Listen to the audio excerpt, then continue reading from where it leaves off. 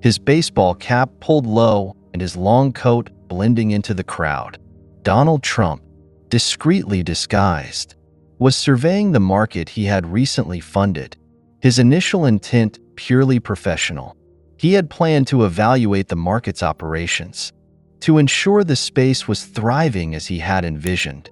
But now, his focus was entirely elsewhere. The man's sharp gaze followed the boy's movements. There was something about the child's small, rain-soaked figure that struck a chord deep within him.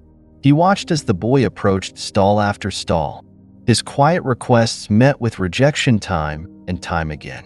Trump's jaw tightened as he observed the boy retreating into himself, his spirit dimming with each refusal.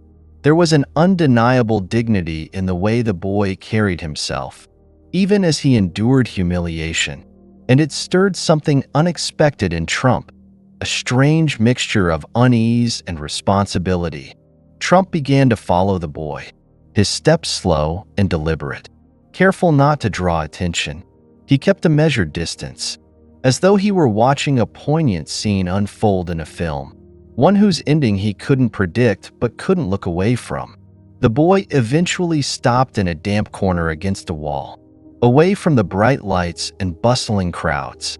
He sat down, cradling the tough piece of bread in his hands.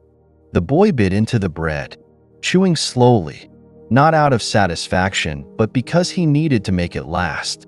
His small frame seemed to fold into itself, as though he were trying to disappear from a world that had little room for him. Trump stood a few paces away, his tall figure unmoving amidst the swirling activity of the market.